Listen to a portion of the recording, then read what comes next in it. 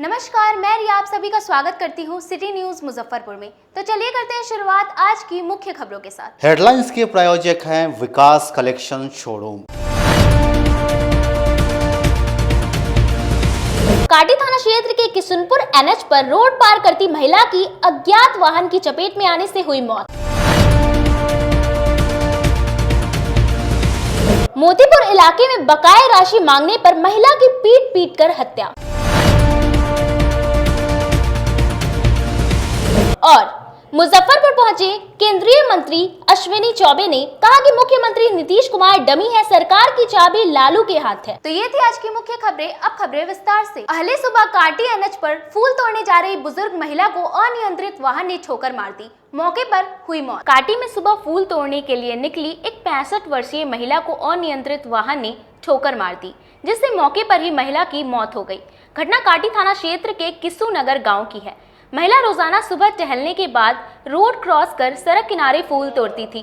रोजाना की तरह शनिवार को भी महिला सुबह उठी और फूल तोड़ने के लिए रोड क्रॉस करने लगी। इसी दौरान तेज रफ्तार अनियंत्रित वाहन ने महिला को ठोकर मार दी, जिससे मौके पर ही उसकी मौत हो गई।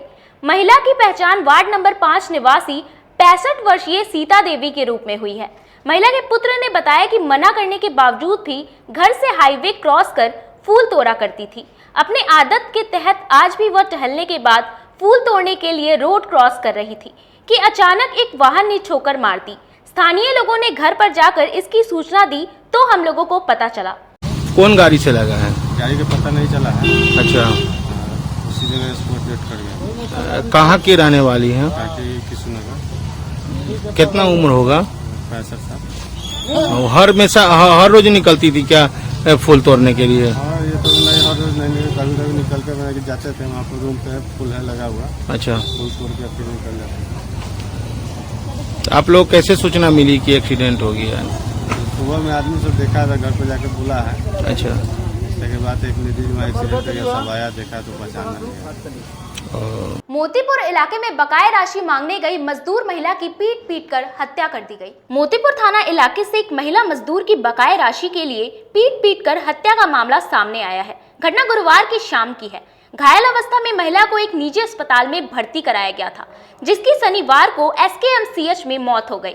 वहीं मृतका के भाई ने बताया कि महिला छोटी सेंधवारी स्थित एक प्लाई कंपनी में काम करती थी। उसे लगभग 1 सप्ताह से मजदूरी नहीं दी जाती थी। मजदूरी मांगने पर गुरुवार का समय दिया गया था। महिला घर से अकेले मजदूरी के लिए कारखाना पहुंची, जहां से हम लोगों को खबर मिली कि तबीयत बिगड़ने से एक निजी अस्पताल में भर्ती कराया गया है।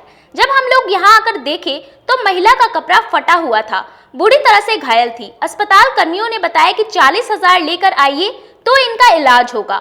हम लोगों ने इलाज के रुपए के लिए घर आए और फिर वापस अस्पताल गए तो पता चला कि महिला को SKMCH में भर्ती कराया गया है। SKMCH आने पर पता चला कि महिला की मौत हो चुकी है। महिला की पहचान मोतीपुर थाना क्षेत्र के चकचहूर की 33 वर्षीय रंजू देवी के रूप में हुई है। मामला हुआ कि फैक्ट्री में काम करता था, 1 हफ्ता का कमाई बाकी था उसका, तो पैसा के लिए बुलाया अगला आदमी फैक्ट्री वाला राम कुमार राय, तो बुलाया तो पैसा के लिए 4 बजे यहाँ से बुलाया। 4 बजे यहाँ से गया लड़की, 4 बजे गया तो इसको बैठा दिया। बैठा देने के बाद में सारा आदमी के पैसा जो था पेमेंट कर दिया, और इसको पेमेंट नहीं किया, कहे कि तुमको बाद में देंगे। बाद में देने को हुआ तो ये बैठ गया। बैठा 2 घंटा, 2-2.5 घंटा बैठा देने के बाद में 7 साढ़े 7 के मामला है कि उसको 3 गोरे माल के ही ब्लाउज भी फाड़ दिया है इसी का मौके से। हैं, पूरा ब्लाउज भी फाड़ दिया है। यहाँ रोड से मारे हुआ है एकदम सिर पर, भेन पर। हैं, फिर यहाँ मारे हुआ है रोड से, और यहाँ बाँह पर मारे हुआ है। मार के जब उसी लगे उसको डेड बॉडी हो गया, तो लेकर के यहाँ ब्रह्मपुरा में ही कौन डॉक्टर? हाँ, ब्रह्मपुरा डॉक्टर का नाम बोल बहु, वहाँ RBM में भर्ती कर दिया अपने पार्टी लेकर के। घरवैया का कोई मालूम नहीं है। और भर्ती कर करके चला गया तो बाद में ये लोग के फोन किया तो ये लोग आए यहाँ, तो वो RBM डॉक्टर बोला कि ठीक है कि यहाँ तो हिले है, अभी 10% इसका आशा है। हैं, कि अभी 40,000 रुपया जमा कीजिए, हम एडमिट बना देते हैं इसको रिपोर्ट। तो ये लोग कहे कि हम लोग तो खाली अभी आए हैं घर से, तो पैसा वैसे लेकर नहीं है, मजदूर आदमी है, यहाँ से जाएंगे तो हम पैसा की व्यवस्था कर करके और सवेरे हम आएंगे, तब तक रात भर आप रखिए, रख करके जो इसको इलाज बात होता है कीजिए, हम सवेरे आएंगे 40,000 रुपया दे के हम अपना ले जाएंगे। तो ये लोग चला लिया घर है, और 12 बजे रात में क्या किया कि अपने से एम्बुलेंस बुला के अब पैसों नहीं लिया, अपने से भेज दिया यहाँ मेडिकल में। हैं मेडिकल में भेज दिया तो मालूम हुआ कि मेडिकल में ये बहन है, ये अपना ससुराल से आया। आगे क्या हुआ है? अगर आप लोग मेडिकल आए, आप लोग कैसे सूचना मिली? सूचना मिली कि जब मेडिकल यहाँ हॉस्पिटल गए ना पैसा देने के लिए, तो बोला कि नहीं मेडिकल चला गया लाश, ऐसे ही मरीजी मेडिकल भेज दिए, रेफर कर दिए। जब यहाँ लोग आया तो यहाँ डॉक्टर ले करके देखे, 10 मिनट ले चेक किए, उसके बाद में कहे कि बॉडी डेट है, हैं डेट कर गया, वही रखा हुआ है लाश। यही लोग है, हम लोग यहाँ आए हैं। आप लोग थाना में केस किए हैं? जब थाना में तो हम लोग का मालूम नहीं था, तो आप मालूम हुआ है तो आए हैं, तो अभी थाना में केस किए हैं। मोतीपुर थाना क्षेत्र के रतनपुरा गांव स्थित एनएच पर वाहन ने एक महिला को रौंदा, मौके पर महिला की मौत। मोतीपुर थाना क्षेत्र के रतनपुरा गांव के समीप एनएच 28 पर अज्ञात वाहन की चपेट में आने से एक 22 वर्षीय महिला की मौत हो गई, जबकि 2 अन्य गंभीर रूप से जख्मी हो गए। सूचना के बाद मौके पर पहुंची पुलिस ने मृतका के शव को अपने कब्जे में लेकर पोस्टमार्टम के लिए एसकेएमसीएच भेज दिया। मृतका की पहचान बरूराज थाना क्षेत्र के कमलपुर मनोहर छपरा गांव के उज्जवल कुमार दास की पत्नी रूबी कुमारी है, जबकि जख्मी मृतका की 7 माह की दूधमुही बच्ची एवं पिता लाल बाबू दास के रूप में की गई है।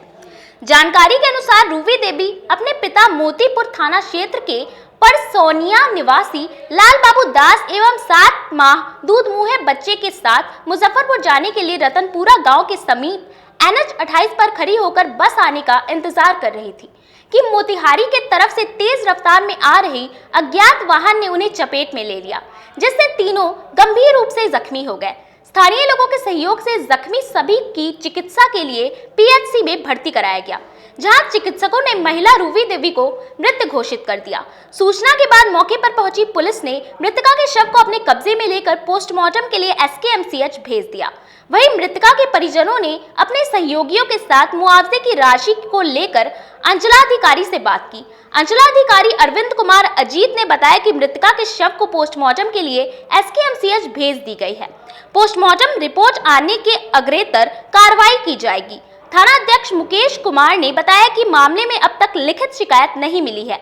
शिकायत मिलने के बाद आगे की कार्रवाई की जाएगी। बुआ की पुतोह है और ये अपने नहर गई थी परसोनिया गांव, और वहाँ से अपने पिताजी को लेकर बेटी के लेकर मेडिकल जा रही थी, जो मोतीपुर ओवरब्रिज और गोपाल ढाबा के बीच में शमशान घाट के पास खड़ी थी गाड़ी पकड़ने के लिए। उसी बीच में कोई गाड़ी आया और उनको मार दिया झटका, जो स्पॉट पर मर गई। बच्ची घायल हो गए और पिताजी भी घायल है, जो अभी इनका ट्रीटमेंट मोतीपुर सरकारी हॉस्पिटल में हो रहा है। अच्छा, तो मरने के बाद फिर लाश को कहाँ लाया गया? लाश को मोतीपुर हॉस्पिटल, सरकारी हॉस्पिटल में लाया गया है।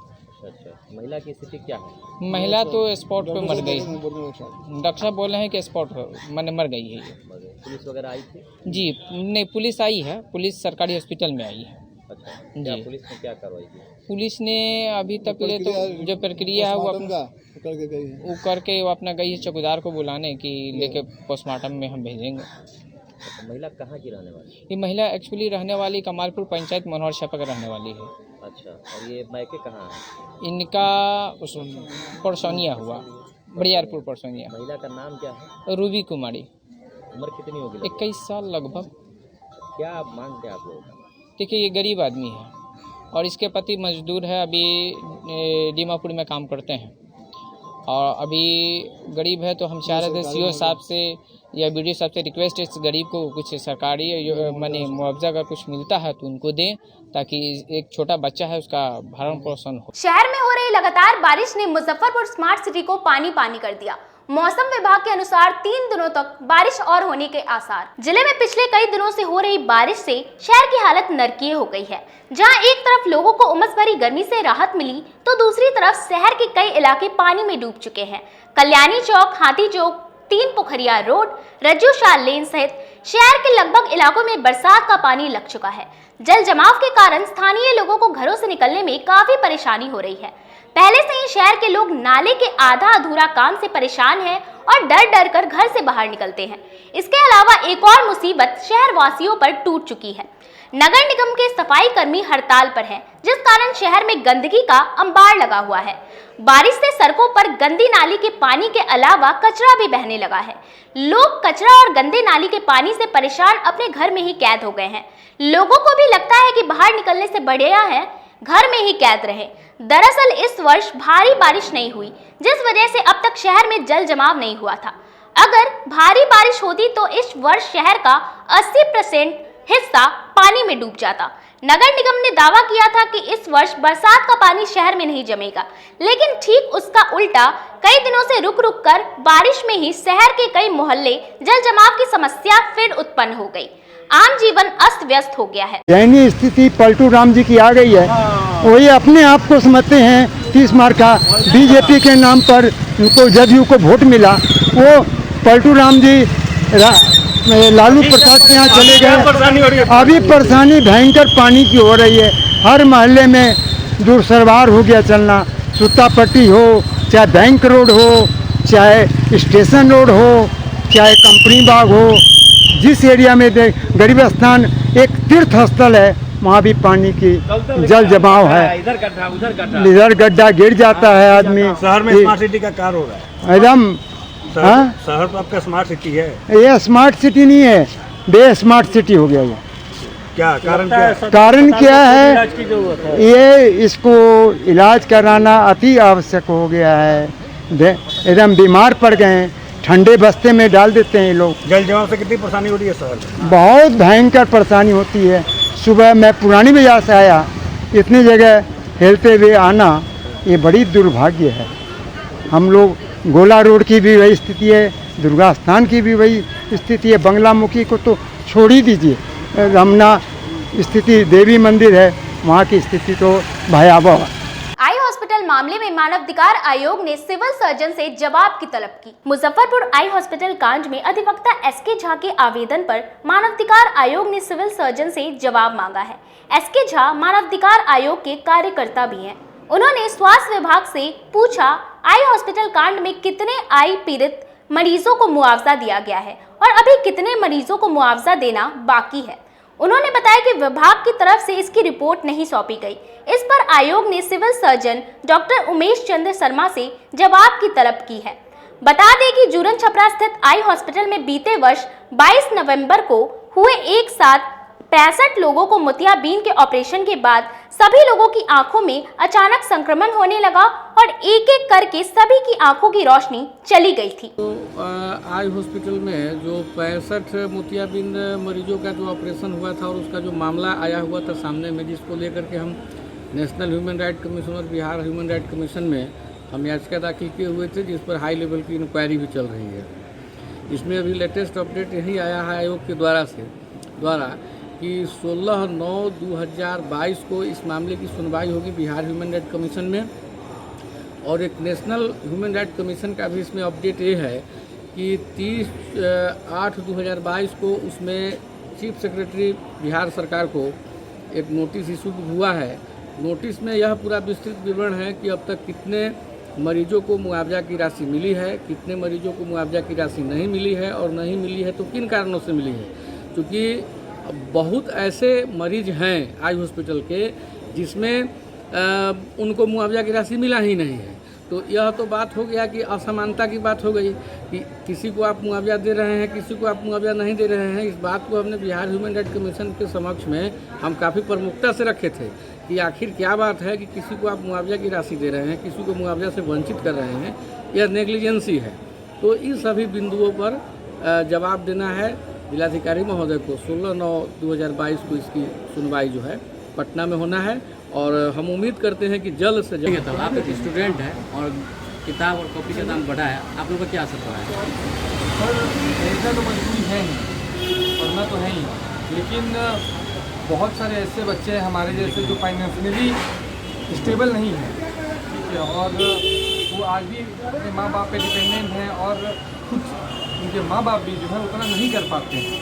ठीक है, वो खुद कमा कर पढ़ रहे हैं, ठीक है, चाहे वो ट्यूशन के माध्यम से हो, ट्यूशन पढ़ाते हैं, जैसे छोटे गांव से जो बच्चे आते हैं शहर में, वो ट्यूशन पढ़ाकर अपना गुजारा करते हैं यहाँ, उनके लिए ये अफोर्डेबल हो ही नहीं पा रहा है। बहुत सारी ऐसी किताबें हैं जो कि बहुत एक्सपेंसिव आती है, कॉम्पिटिटिव किताबें,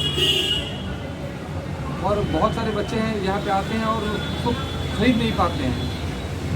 आपको क्या लगता है कि इसका जो दाम बढ़ा है, शिक्षा पर कुछ असर पड़ेगा इसका? सर, बहुत सारे जो हमारे बच्चे हैं ना सर, वो गांव से बिलोंग करते हैं, लोअर मिडिल क्लास, ठीक, और वो यहाँ पर जब आके पढ़ना चाहते हैं, जब उनके पास सुविधाएं ही। एक साथ 5 बच्चों में मिली हेड फुट माउथ संक्रमित वाले बच्चों में तेजी से हो रहे सुधार, जिसके बाद स्वास्थ्य विभाग ने राहत की सांस ली। जिले में हैंड फुट माउथ डिजीज से संक्रमित एक साथ 5 बच्चों में मिलने से हड़कंप मच गया था, लेकिन अब उनकी हालत में धीरे धीरे सुधार हो रहा है। ये स्वास्थ्य विभाग के लिए राहत भरी खबर है। हालांकि बच्चों को अभी भी घर में आइसोलेट किया गया है।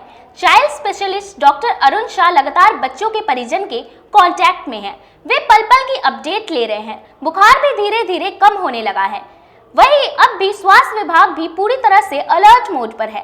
सिविल सर्जन उमेश चंद्र शर्मा ने कहा कि अब तक सरकारी अस्पताल में इस तरह के मरीज नहीं आए हैं, लेकिन स्वास्थ्य विभाग पूरी तरह से तैयार है। साथ ही बताया कि ये बीमारी छूने और छींकने से फैलती है, इसलिए जरूरी है कि संक्रमित बच्चों को आइसोलेट करें, फिर साफ सफाई का खास ध्यान रखें, बच्चों को सैनिटाइज करते रहें, उन्हें दूसरे के संपर्क में न आने दें जब तक वे पूरी तरह से स्वस्थ नहीं हो जाते। उन्होंने कहा कि बीमारी का कोई स्पेसिफिक दवाई नहीं है, सिम्टम्स के अनुसार इलाज होता है। बुखार लगने पर पैरासिटामोल का टैबलेट और दाने पर लगाने का लोशन दिया जाता है। इसके इस्तेमाल से धीरे धीरे बच्चों के स्वास्थ्य में सुधार होता है। सरकारी अस्पताल में यहाँ चाहे मेडिकल कॉलेज में या किसी 16 प्रखंड में कहीं से कोई रिपोर्ट नहीं हुआ है।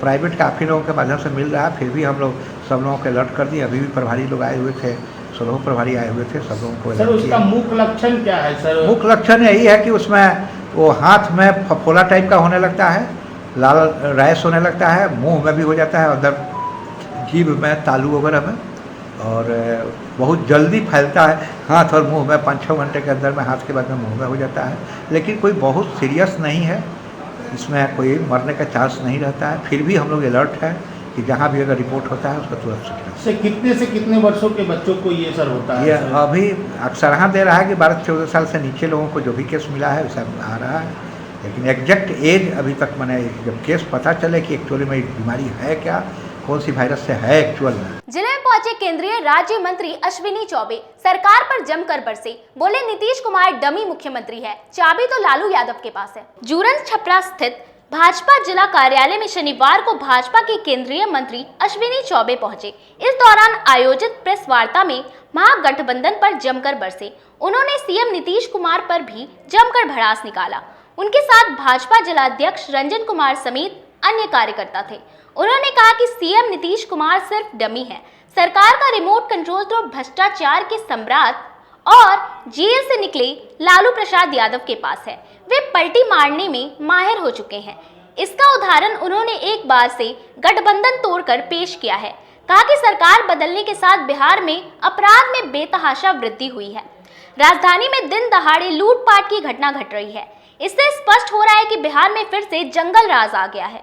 हमारी सरकार थी तो महिलाएं और छात्राएं भय मुक्त होकर आ जा सकती थी, लेकिन आज ये स्थिति हो गई है कि अगर महिलाएं अकेली जा रही है तो पिस्टल दिखाकर उनसे जेवरात उतरवा लिए जा रहे हैं।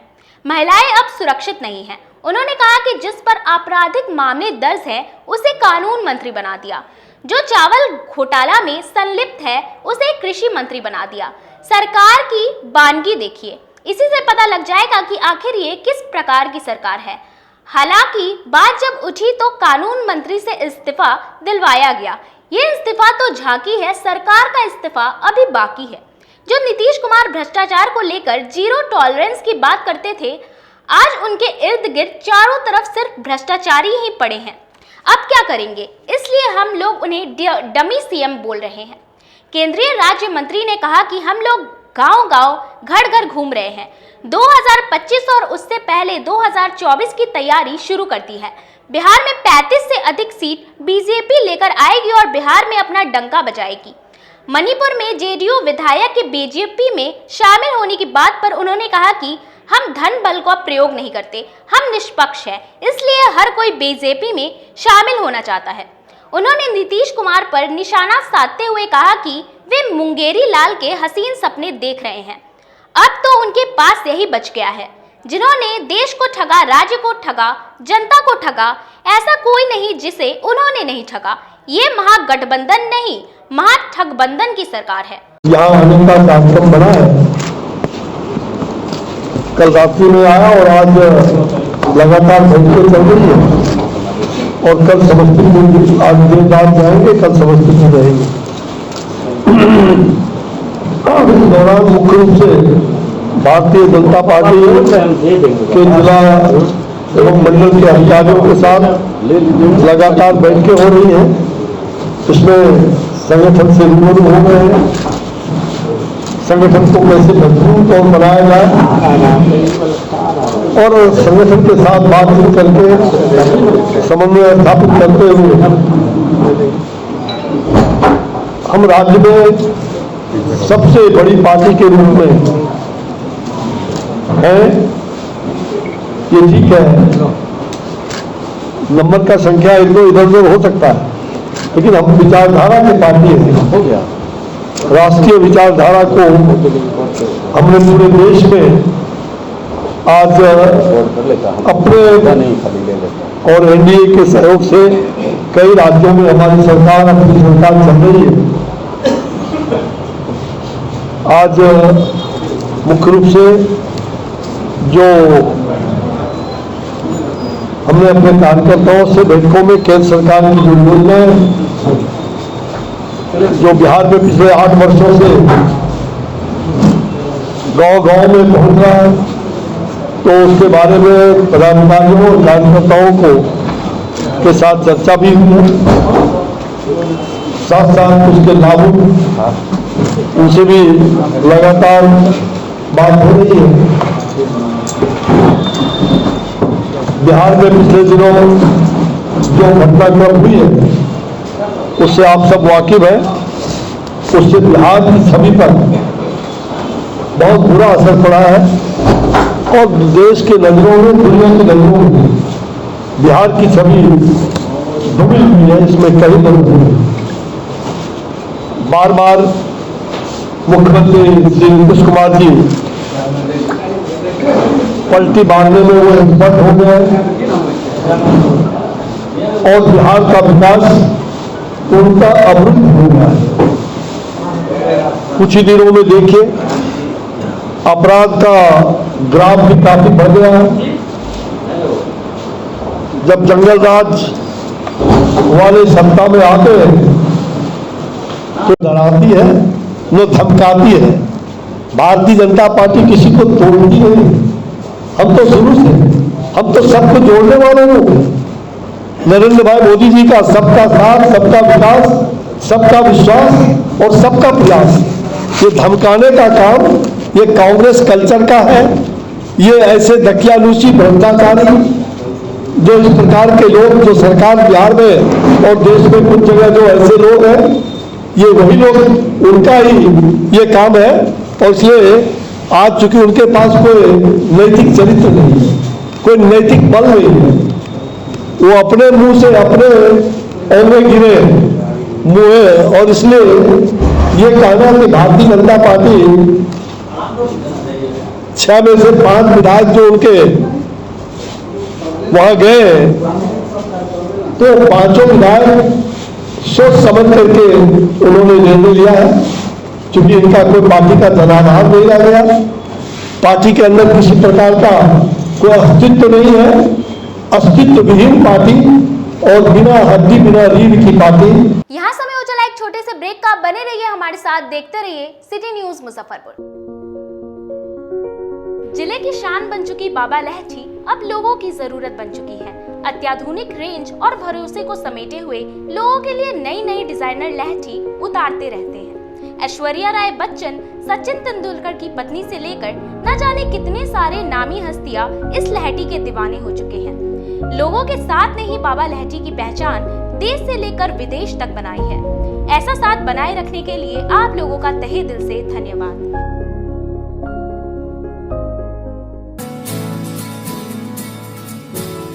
कहते हैं कि मंजिल उन्हीं को मिलती है जिनके सपनों में जान होती है। पंखों से कुछ नहीं होता, हौसलों से उड़ान होती है। तो अगर आप में भी है जज्बा कुछ कर दिखाने का, अगर आपके अंदर भी है एक जीनियस, अगर आप भी छूना चाहते हैं आसमान की ऊंचाइयों को, क्रैक करना चाहते हैं IIT JEE, AIIMS, NEET, NTSC, KVPY या फिर ओलंपियाड, तो आपके हौसलों को उड़ान देने के लिए है जीनियस क्लासेस। जी हाँ, सही सुना आपने, genius classes for IIT JEE, AIIMS, NEET, NTSC, KVPY, olympiad for 8th, 9th, 10th, 11th, 12th and target. अपने बेहतरीन सक्सेस रिकॉर्ड के साथ सफलता की नई ऊंचाइयां गढ़ रहा है जीनियस क्लासेस। तो my dear students, 8th, 9th, 10th, 11th, 12th and target के लिए नए बैचेस शुरू होने वाले हैं जीनियस क्लासेस में, जहां है separate hostel for boys and girls. जल्दी से पता नोट करें, genius classes, study centre, Pankaj market, Saraiyaganj, Muzaffarpur. अधिक जानकारी के लिए कॉल करें 7635091378 या फिर 7635091387 या फिर आप कॉल कर सकते हैं 7635091396 या 9006911690 पर या फिर 9128482268। Genius Classes. For more information, visit our website www.geniusclasses.in or email us on info@geniusclasses.in. Registrations are open and new batches are starting soon.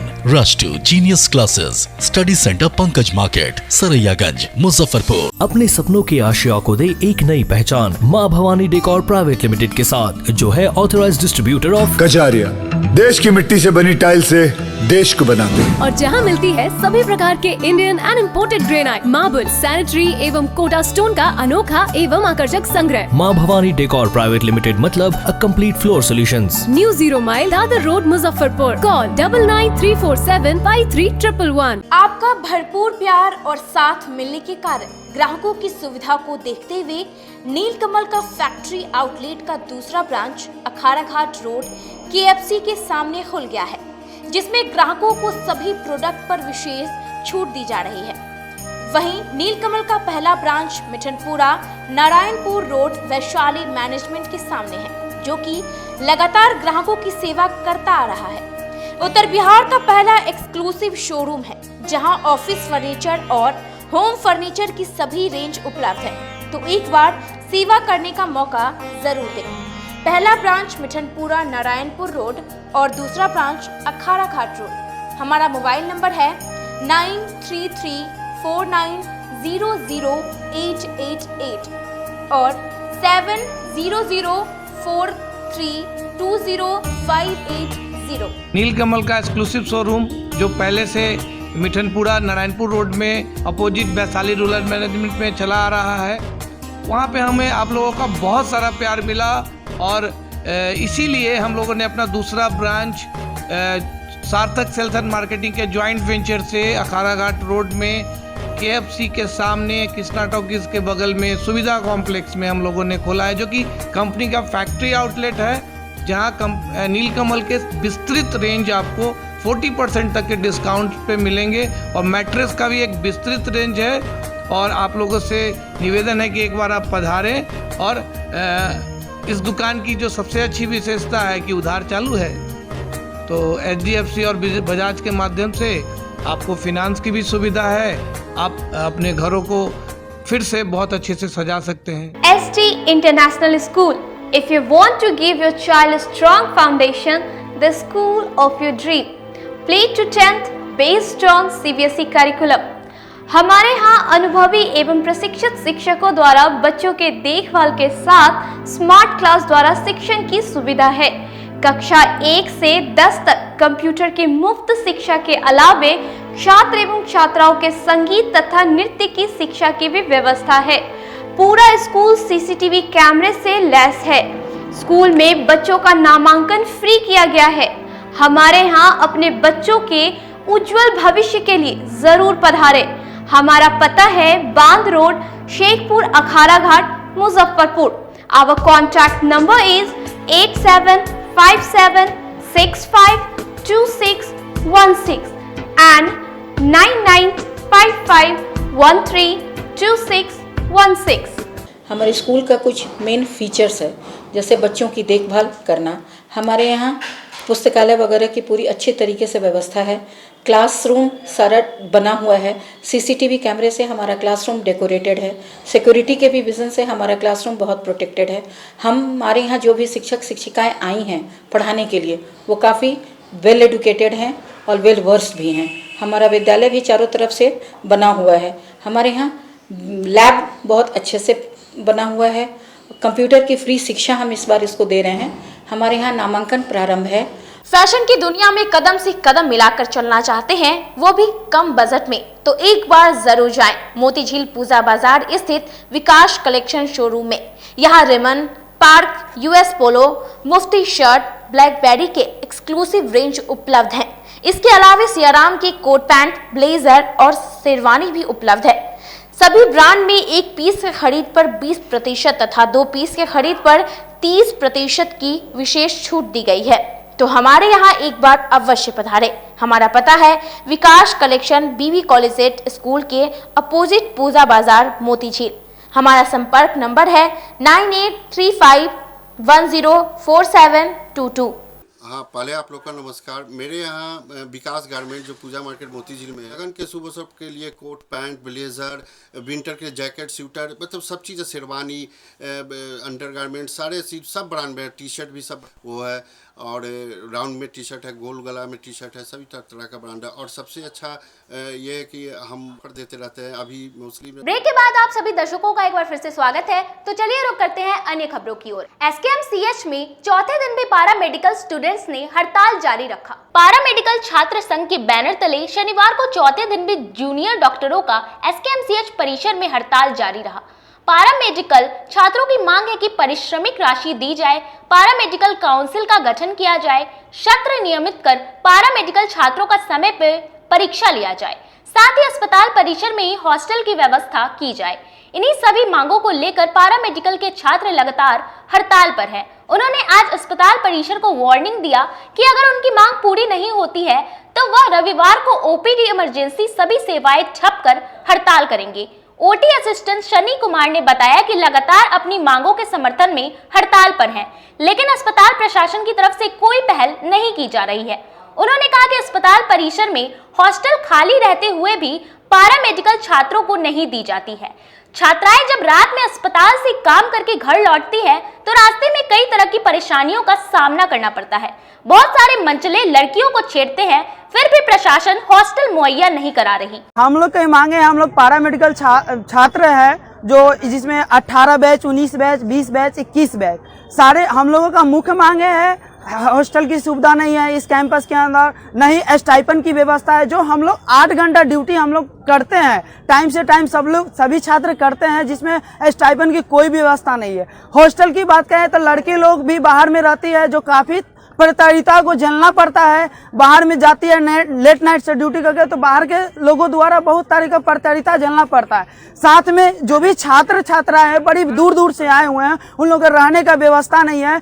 निम्न परिवार के लोग हैं, यहाँ निम्न परिवार के छात्र है, उसको रहने का व्यवस्था नहीं है, नहीं हॉस्टल की व्यवस्था है, नहीं स्टाइपेंड दिया जा रहा है। हम लोग कई बार अपने प्रिंसिपल सर से, अधीक्षक सर से लेटर दे चुके हैं, सिर्फ आश्वासन दिया जा रहा है और कुछ नहीं किया जा रहा। इस कैंपस में हॉस्टल भी खाली है, फिर भी नहीं अलॉट किया जा रहा है। बोला पैरामेडिकल क्या है हम नहीं जानते हैं, और हम लोग को हॉस्टल कोई भी सुविधा नहीं दिया जाता है, इग्नोर तरीके से देखा जाता है। इसीलिए कितने दिनों से आप लोग हड़ताल पे हैं?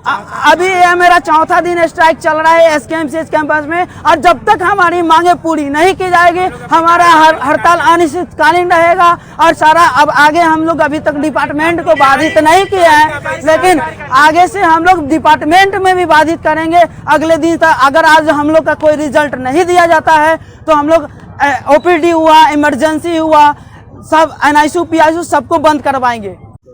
इसके संबंध में एक दिन उनके प्रतिनिधि यहाँ आके मिले थे अधीक्षक से, तो इन्होंने बताया था कि अभी तक कोई रिप्रेजेंटेशन नहीं आया उनका, तो एक रिप्रेजेंटेशन देने के लिए कहा गया था, जिसको यहाँ से सरकार को भेज देने की बात थी।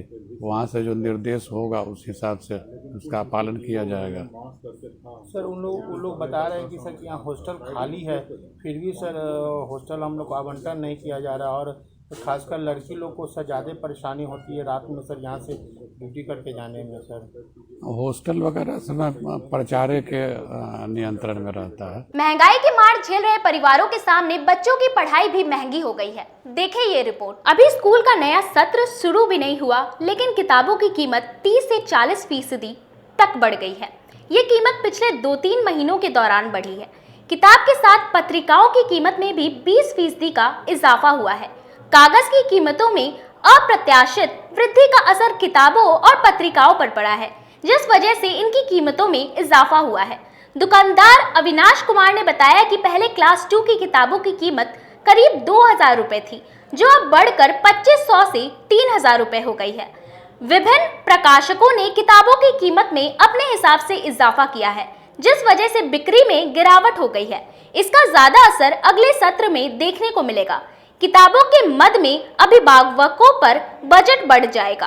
वहीं ग्राहक ने कहा कि बीरू सहनी ने बताया कि पहले जरूरत की किताबें एक बार में आकर खरीद लेते थे, अब किस्तों में खरीदारी करनी पड़ती है। 30 से 40% प्राइस बढ़ गया है सर। पहले जहाँ केवल किताब माध्यम होता था पढ़ाई के लिए, अब बहुत सारा सोशल मीडिया आ गया है, इंटरनेट हो गया है, तो बहुत सारे लोग इंटरनेट के माध्यम से पढ़ाते हैं। उसके बावजूद किताब का दाम बढ़ गया, तो पहले ही सेल कम था, अभी और कम गया है।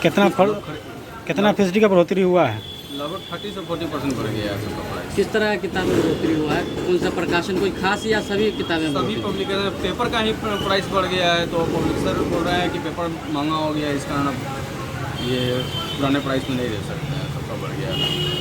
जैसे CBSE में बताया जा रहा है कि ज़्यादा बढ़ोतरी है। CBSE के पुस्तक में ज़्यादा नहीं, CBSE की पुस्तक तो अभी सीजन आने वाला है, मार्च में आएगा, तो अभी तो वही प्राइस चल रहा है। अभी जो कंपटीशन का जो भी किताब आ रहा है या लिटरेचर का जो भी बुक आ रहा है, सबका प्राइस जो है तो बहुत ज़्यादा बढ़ गया है। 30 से 40% जो किताब 100 रुपये का था, उसका दाम 185 रुपये हो गया है, 170 रुपये हो गया है, ऐसे प्राइस बढ़ गया है। आपको क्या लगता है बढ़ने का वजह? सर ये तो समझ पाना बड़ा मुश्किल है, क्या कर रहा है, क्योंकि पता नहीं चल रहा है। जब एक दाम बढ़ जा रहा है तो पता चल रहा है। जो 220 रुपये का पैकेट था पेपर का, उसका दाम अब हो गया है 280 रुपया, फिर 300 रुपया, अभी 320 रुपया चल रहा है। ये 2 महीने के अंदर का रिपोर्ट है। 2 महीने में अब आगे क्या उम्मीद है? आगे अब आगे पता नहीं, अब क्या कैसे बता सकते हैं, हम लोग छोटे व्यापारी हैं क्या बोल सकते हैं अब आगे। इसका क्या इफेक्ट पड़ रहा है आपके बिजनेस पे? पड़ा है क्या मतलब इसका वजह आपको लगता है? सर यही है कि जितना बजट रहता है, बजट से हम लोगों को मतलब उसमें नहीं ले पा रहे हैं, तो कुछ कम ही लेना पड़ रहा है। पहले किस तरह का लेते थे? कितना दाम था? जैसे कॉपी है तो अभी कितना? पहले तो देखते थे कि हाँ जितना मतलब ज़रूरत है सभी लेकर रख दिए एक बार, अब है कि पार्ट वाइज लेना पड़ेगा, क्योंकि बजट गड़बड़ा जा रहा है। आपके बच्चे भी पढ़ते होंगे स्कूल में? हाँ पढ़ते हैं। आपको क्या लगता है कि मतलब जो बोझ बढ़ा है, क्या किस तरीके से अभी जो है, क्योंकि महंगाई होता है, शिक्षा जो है महंगा होता जा रहा है? सही है, फिर भी पढ़ाना तो है, कुछ भी नहीं हो बट पढ़ाना जरूरी है। शहर में हो रही लगातार बारिश ने सदर अस्पताल को बीमार कर दिया। भारी जल जमाव ने मरीजों को परेशान कर दिया। मरीजों का इलाज करने वाला सदर अस्पताल पिछले कई दिनों से बारिश में खुद बीमार पड़ गया है। अस्पताल परिसर के सभी चिकित्सकीय विभाग बारिश के पानी में डूब गए हैं। वहीं अस्पताल में इलाज कराने आ रहे मरीज के लिए बहुत बड़ी समस्या उत्पन्न हो गई है। देर रात हुई झमाझम बारिश के कारण सदर अस्पताल के इमरजेंसी वार्ड परिसर में जल जमाव उत्पन्न हो गई। जल जमाव के कारण इलाज कराने आने वाले मरीजों को पानी में घुसकर ही इमरजेंसी वार्ड पहुंचना पड़ रहा है। साथ ही जल जमाव से कई प्रकार की संक्रमण का भी खतरा बना हुआ है। बावजूद इसके अस्पताल प्रशासन की नजरें इस ओर नहीं जाती। मुजफ्फरपुर और इसके आसपास के इलाके में हल्के बारिश से मौसम सुहाना हो गया था। वहीं देर रात हुई तेज बारिश से लोगों को झुलसती गर्मी से थोड़ी सी राहत मिली। वहीं सदर अस्पताल की व्यवस्था की पोल खुल गई। वहीं सिविल सर्जन उमेश चंद्र शर्मा का कहना है कि वह अपने स्तर से जल निकासी के उपाय कर रहे हैं। साथ ही निगम को पत्र के माध्यम से नाला साफ कराने का आवेदन दिया गया है। बेटर हुआ है, जमाव तो हो रहा है, लेकिन जो बाहर का नाला वाला साफ हुआ है उससे धीरे धीरे पानी निकल जा रहा है। समय कम लग रहा है निकलने में। फिर भी मैं बात किया हूँ नगर निगम वाले लोगों से, तो कहा कि और कुछ जो हो सकता है मैं करूँगा। तत्काल अपने स्वीपर को लेकर के मैं बताया कि जहाँ जहाँ जाम है नाली उसको ज़रा खोल दो, कि बाहर नाला में यहाँ का पानी जो है सो निकलने लगे। मरीजों को परेशानी का सामना करना, तो पानी जब लगेगा तो आम आदमी को, डॉक्टर को, स्टाफ को, जो स्वस्थ आदमी है उनको असुविधा हो रही है। मरीज तो मरीज है, कैसे नहीं असुविधा हो। हम पार्टी के राष्ट्रीय अध्यक्ष और मंत्री डॉक्टर संतोष कुमार का कार्यकर्ताओं ने भव्य स्वागत किया। हिंदुस्तानी आवाम मोर्चा का शनिवार को माड़ीपुर स्थित एक निजी होटल के सभागार में राष्ट्रीय अध्यक्ष बिहार सरकार के अनुसूचित जनजाति कल्याण मंत्री डॉक्टर संतोष कुमार सुमन के आगमन पर अभिनंदन सह मिलन समारोह कार्यक्रम का आयोजन किया गया। इस समारोह कार्यक्रम में पूर्व मुखिया रेखा देवी अपने सैकड़ों समर्थकों के साथ हम पार्टी में शामिल हो गई। इस दौरान मंत्री डॉक्टर संतोष कुमार सुमन ने कहा कि ये हमारा अभिनंदन समारोह नहीं है, बल्कि कार्यकर्ताओं का सम्मान समारोह है, जिनकी वजह से आज हम पार्टी इतने आगे गई है। वहीं उन्होंने नीतीश कुमार को प्रधानमंत्री कैंडिडेट बनने के सवाल पर कहा कि मुख्यमंत्री नीतीश कुमार एक परिपक्व और अनुभवी नेता है। उनमें वो सारे गुण और काबिलियत है जो एक प्रधानमंत्री में होने चाहिए। वह जितनी अच्छी तरीके से बिहार को चला रहे हैं और बिहार में जो विकास की गति है, अगर वो प्रधानमंत्री बनते हैं तो उतनी ही अच्छी तरीके से देश को भी चलाएंगे और देश में भी विकास होगा। देखिए, आज मुजफ्फरपुर में हम लोग के साथी यहाँ के जो जिला अध्यक्ष हैं और जो हमारे प्रभारी महोदय संजय आलम जी हैं, शरीफुल हक जी हैं, और हम लोग को कहा कि आप यहाँ पर आइए, और हमारी बहन रेखा देवी जी शामिल होना चाहती हैं और एक अभिनंदन समारोह भी का इन्होंने बात कहा। लेकिन मेरा मानना है कि अभिनंदन तो उन कार्यकर्ताओं का होना चाहिए, उन लोगों का होना चाहिए जिसके कारण से आप हैं। अगर हम यहाँ पर हैं, हम का अस्तित्व हमको कोई जानने वाला है तो कार्यकर्ता ही होता है। इसलिए मैं आपके माध्यम से लोगों को अभिनंदन करना चाहता हूँ और हमारी बहन जो रेखा देवी आज शामिल हुई है उनको शुभकामना देना चाहता हूँ कि आप हम में जुड़ी हैं। आपके आने से हम परिवार मजबूत होगा, हम जिस मंजिल की ओर बढ़ रहा है उस मंजिल के और नज़दीक होगा। तो इनका स्वागत करते हैं। आज का जो मुख्य कार्यक्रम था सिर्फ इनके स्वागत में हम लोग आए हैं कि हमारे पार्टी में शामिल हुए हैं, और मैं इनको पुनः आपके माध्यम से शुभकामना देना चाहता हूँ। कुमार के पीएम की उम्मीदवारी के लिए काफ़ी सरगर्मी तेज हो रही है, क्या कुछ है? देखिए, माननीय नीतीश कुमार एक ऐसे व्यक्तित्व का नाम है जो बिहार को विकास के राह पर ले गए हैं, बिहार को सुशासन का रास्ता दिखाए हैं। तो वो नीतीश कुमार जी निश्चित तौर पर जो बिहार को अच्छी सरकार दे सकते हैं, और उनके अंदर काबिलियत है, हर तरह की काबिलियत है, चाहे प्रशासनिक स्तर पर हो, सामाजिक स्तर पर हो। हमने उनको बहुत नज़दीक से देखा है।